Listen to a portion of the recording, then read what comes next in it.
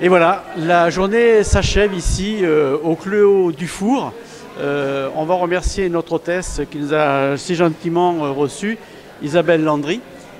Merci Isabelle Landry de nous avoir reçus aussi bien. Avec grand plaisir. Je pense que tout le monde a passé une excellente journée. On a eu la chance d'avoir notre ami Soleil avec nous, ce qui est non négligeable puisqu'on avait des activités en extérieur.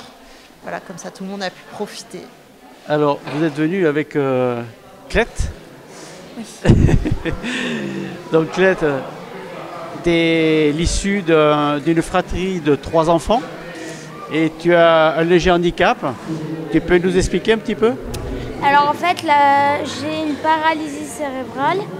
C'est quand je suis dans le ventre de ma mère, il y a un nerf du cerveau qui n'a pas été irrigué. Du coup, pour moi, ça a touché les jambes. Du coup, j'ai du mal à marcher. Autrement, la tête va bien. Très bien. Tu es en quelle classe? Moi, je suis en CM2. Je passe en 6e l'année prochaine. Très bien. Et tu as 11 ans. J'ai 11 ans. Alors, pour venir à vous, Isabelle, ici, on est dans une propriété viticole. En quelques mots. Alors, vous êtes dans une propriété viticole donc, qui appartient à notre famille. Donc, Clette sera la 5e génération avec ses 2 frères. Voilà, nous sommes sur l'appellation Margaux, donc nous faisons du vin rouge. Voilà. D'accord. Et alors, toi, tu veux reprendre l'exploitation plus tard? Alors moi... Plus près le micro si tu peux. Voilà. Ouais. Monte le plus gros. Moi, je ne veux pas reprendre, mais j'ai un frère qui s'appelle Naé, qui voudrait reprendre l'exploitation. D'accord. Voilà. Donc je ne sais pas ce qu'il en fera quand il sera plus grand, mais en attendant, il veut et il veut toujours. Donc... Mais le micro un tout petit peu plus près de la bouche. Voilà, comme ça, c'est parfait. Alors, l'école, ça se passe bien? Ah oui, très bien, il n'y a aucun souci. Les résultats? Les résultats, normalement, c'est plutôt pas mal dans l'ensemble. J'ai un peu de mal en conjugaison, mais comme chaque enfant. Enfin, j'ai pas de problème mental. Comment ça se passe avec les camarades de classe?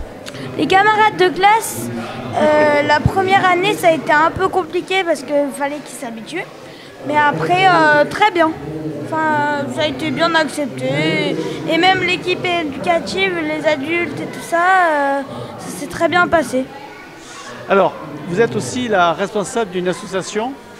Alors, donc Clette appartient à une association avec 3 autres enfants qui sont donc tous les 4 paralysés cérébraux. Ils ont tous les 4 une dizaine d'années. C'est donc une association qui a été créée par des parents qui ont une petite fille qui s'appelle Enora, d'où son nom Enorêve. Et donc l'objectif de cette association, c'est une association qui est reconnue d'utilité publique. Donc elle peut recevoir des dons qui sont donc ensuite défiscalisables.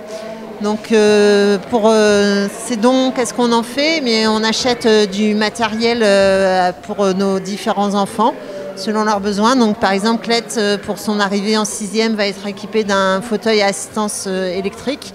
Donc ce type de matériel coûte à peu près dans les 6 000 €, sachant que la sécurité sociale en prend environ 1 000 € à sa charge. Donc je vous laisse faire le calcul. Voilà, donc pour récolter ces dons, on fait ce type d'événements comme aujourd'hui et bien d'autres.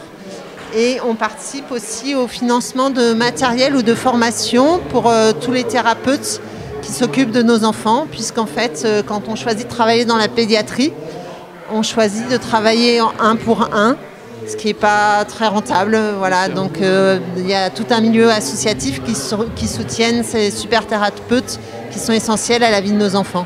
Alors, dans votre association, il y a combien de personnes, combien d'adhérents? Alors, il y a les 4 familles.